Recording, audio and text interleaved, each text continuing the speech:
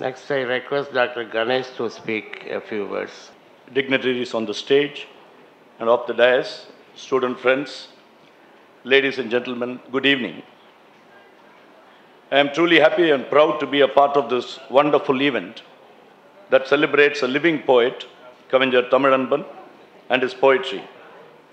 I thank Kavindar Tamilanban for this opportunity to review the essential ERODE Tamilanban selected poems compiled by Mr. T.Amirthaganesan and translated by Dr. CHELLAPAN, Dr. Subramaniam, Dr. Maramalai Ilakvanar, Professor Iyasami, Professor Sankaranarayanan, Dr. Ramachandran, and Sri T. Joseph Julius.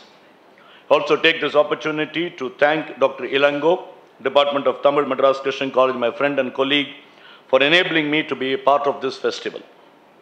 Robert Frost, in Conversation on the Craft of Poetry, said, "Poetry is what gets lost in translation."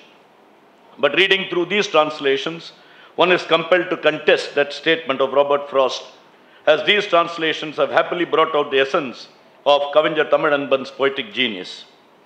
When Alexander Pope said that the difference between a poet and a critic is not a difference in kind but different in degree, he suggested that the poet and the critic have a similar sensibility, though the critic is not on a par with the poet. This comment of Pope, for me, holds good for the translator too. A genuine translator is one who keeps an incomparable fidelity to the original text. The poems in the volume, the essential ERODE Tamilanban selected poems, showcase the integrity of the translators. A reviewer's pleasant duty is to share with the readers in a short time his or her remarkable moments of illumination, a stay against confusion while reading the poems. So here I am to share my thoughts and feelings about the poetic effusions of Kavindar Tamilanban. What strikes me as unique in this collection are poems that are self-reflexive, that is, poems that are about poetry, focusing either on the process of poetry making or in the effect of poetry. In his poem East Window, Kavindar Tamilanban sees inspiration as a parrot while tracing the origin of a poem. Words, languishing sans the sight of poetry's face, hurriedly appeared inside me. The first line swayed as a flower-laden branch, the darting parrot was swinging in it, pecking at ripened words, the paper full of seeds. This poem, the product, pleasingly outlines the process of writing poetry. Expressions such as flower-laden branch and ripened words indicate the suggestive power of poetry. The line, paper full of seeds, also foregrounds the power of the poet who sows the seeds of awareness and sensitivity in the mind and consciousness of readers. In the section Sun Crescents, the poet uses the structure of a haiku to great effect. Poetry possesses 1,000 hands. Its begging bowl has a lot of holes. To me, it shows the infinite variety of life which waits to be explored and discovered through poetry. Poetry, though the highest form of human expression, still cannot capture the infinite variety of life. Kavindar Tamilanban seems to say, like Tagore in Gitanjali, though in a different context, "Thy infinite gifts come to me only on these very small hands of mine. Ages pass and still thou pourest, and still there is room to fill." Another brilliant poem is Why Does the Night Singer Sing? The poet says, "We never become fully aware of the potency of music and poetry, which are inextricably intertwined, particularly when they capture the beauties of this world. The night singer comes. The streets are drenched by his tears. The wind is drenched by his songs. Every day his songs could open only windows. The world of nature responds to his music, but humans do not benefit, as only windows, not doors, allow his sweet harmony to flood the soul." Kavindar Tamilanban further writes, "No, his song sheds tears, thinking of people that refuse to see the beauty of darkness." Like Vallalar, the night singer perhaps exclaims, "Kadai virithen kulvarillai." In another poem, like An Error of Wavelength, the poet avers, "It may be of use to you, images, symbols, allegory, and parables, all sent by poetry." In the poem One Out of Two, the poet talks about his commitment to words and their capacity to articulate his visions, dreams, aspirations, anger and resentment, likes and dislikes, and so on. He says, "I have more than two words." If a poet is restrained to use words allowed by power structures, thereby clipping his creative wings and rendering his words ineffectual, then, the poet says, "Along with me holding banners, millions and millions of new words will march in formation. What will you do? The battle metaphor in march in formation foregrounds the poet's power to break stereotypes and bring down demeaning structures. Once again, underlying the power and efficacy of poetry and how we are not in tune with it, the poet writes in Where Darkness Shone with Flames that the system does not allow our children to be alive to poetry and its beauties, pleasure and pains.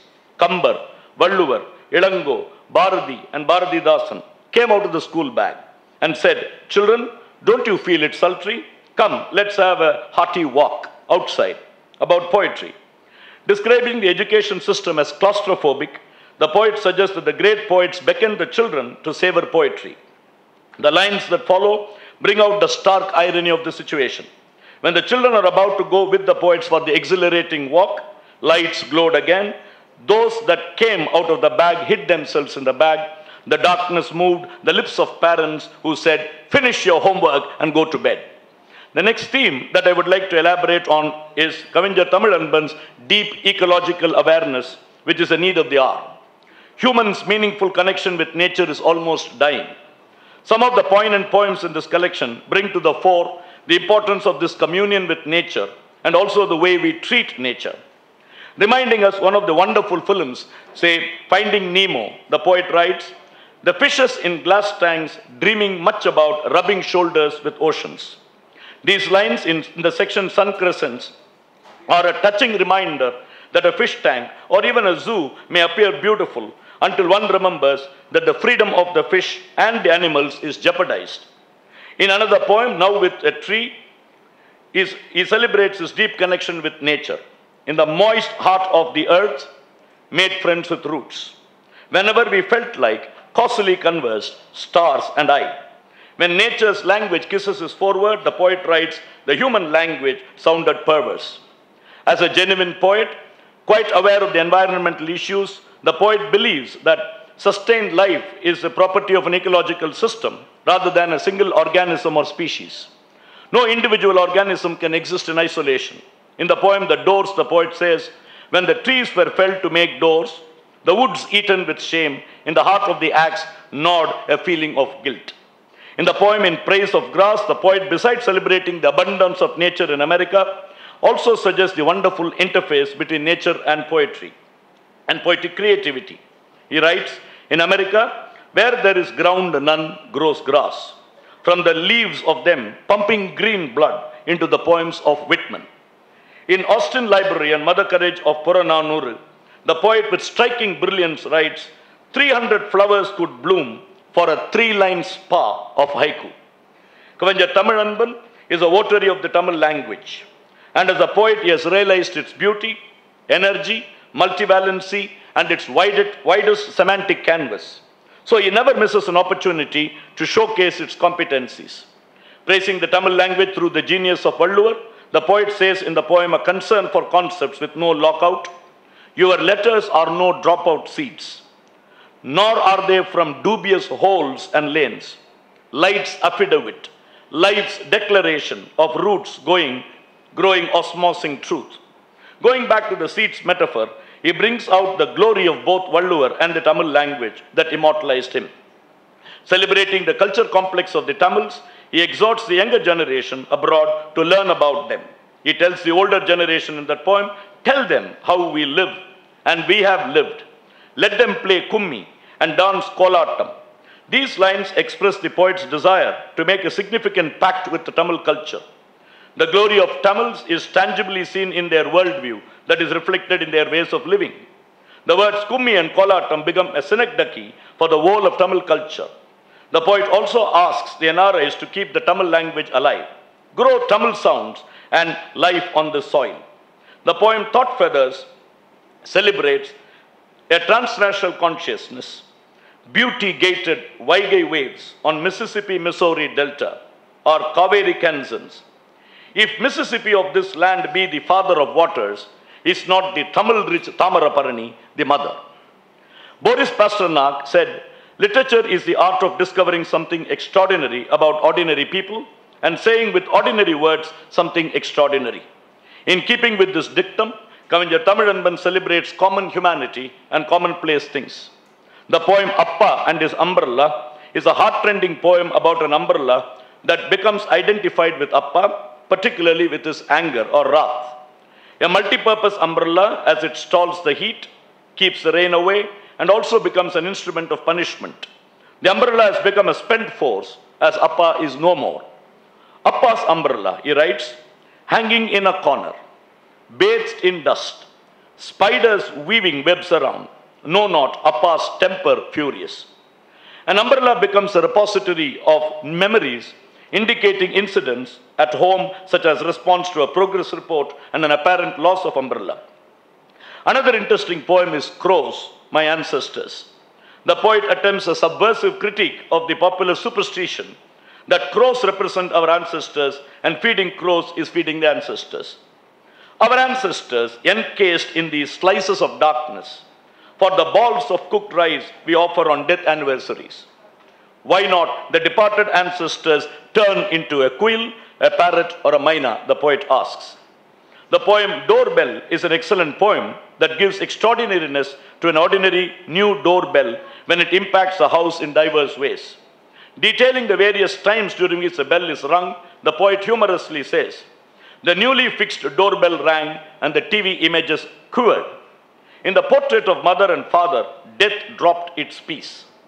Old age is a thematic preoccupation of one of his poems, like in Robert Browning's Rebbe Ben Ezra, in which the speaker in the poem says, grow old along with me, the best is yet to be. The last of life, for which the first was made, Kavindra Tamilanban meditates on old age, offering a positive perception of life to see old age as a brilliant means to an end. He writes, with ebbing lantern in hand, search not the lost youth in the folds of forehead, in the furrows of cheeks. They, the shores of the second womb, waiting to welcome you, the ever so new blossom. The expression, the shores of the second womb, happily suggests a land full of promises and a new blossoming in the Elysian vein. You and I are old. Old age hath yet its honor and its toil. Poems such as A Letter Retrieved, In the Shoe of the Next Tenant, Postbox showcase the poet's supreme capacity to look for meaning and significance in commonplace things. And to me, in this, he is comparable to Wordsworth and Charles Lamb, who look for beauties in commonplace things. Poets in general are always critical of the status quo. Moral imperfections become intolerable to them. The poet in Why Not Change Places and Live brings out the ethical resilience of a person when bulldozed by the system. The arrogance of your bosses puts to shame your self-esteem. As you refuse to connive with his corrupt ways, black marks leave blisters on your confidential report. Even then, somewhere, the rays of evening sun play on the wings of birds returning to their nests. I wish to conclude with a brilliant parallel between Bharadiyar and Kavindra Tamilanban in their spiritual perception. In his essay Chidambaram, where Bharadiyar describes his experience with diverse sounds, women's talking, children's cheerful cries, a beggar's wail, a vendor's call to sell his wares, Bharadiyar says that with supreme silence of nature as his Shruti, he harmonized these disparate noises into a musical composition and dissolved himself in it. Noi kureikkum sattam, கதவுகள் அடைத்து திறக்கும் ஒலி, வீதியில் ஒருவன் உக்கும் என்று தொண்டையை லேசாக இருமித்துக் கொள்ளும் சத்தம், தொலைவிலே காய்கறி விற்பவன் சத்தம், அரிசி அரிசி என்று அரிசி விற்று கொண்டு போகிற ஒலி, இப்படி பலவிதமான ஒலிகள் ஒன்றன் பின் ஒன்றாக வந்து செவியில் படுகின்றன. இந்த ஒலிகளை எல்லாம் பாட்டாக்கி இயற்கை தெய்வத்தின் மகா மௌனத்தை ஸ்ருதியாக்கி என் மனம் அனுபவித்துக் கொண்டிருந்தது. This is Bharadiyar. Now we come to, let's say, his say a protege almost, let's say of Bharadiyar and Bharatidasan, as it was said. There is a similar kind of experience foregrounded in the poem, not the path but the feet. He says, Kavindra Tamilanban writes, the music I luxuriate is not the music in sabhas only, but in the marketplace too. Lalgudi's delicate touches stroke with a bow, my heart strings resulting in a shower of flowers. In another moment, in my mindscape, they exchange places with the tingling laughter of a village women workers. To see all as music is the happy consequence of a spiritual perception of seeing oneness without any discrimination, bias, nor a desire to reductively read people. The poets celebrate all things great and small without being judgmental. This review is by no means exhaustive. There is many a poem which distills joy and provides us with great insights into life. Overwhelmed by the range and extent of Kavindra Tamilanban's poetic output, I wish to state, adapting Tagore, like the light of your poetry illumines the world. The life breath of your poetry runs from sky to sky. The holy stream of thy music breaks through all stony obstacles and rushes on. And he writes, you can't write on awakening unless you dream. You can't dream unless you are awake. Awakening on one side, dreaming on the other. This is the philosophy of books, and for me, this is the philosophy of poetry. These are the lines of this wonderful poet, Kavindra Tamilanban, in this poem, A Book Is. I am beholden to Kavindra Tamilanban for his dreams, which have fructified into awakenings, making us sensitive and aware. I once again thank the poet for this opportunity, and I deeply appreciate Mr. T.Amirthaganesan for tastefully compiling the translation of these wonderful poems, and express my admiration for all the translators for their eminently readable translations, and for preserving for posterity the poetic power of Kavindra Tamilanban in the English language. Thank you.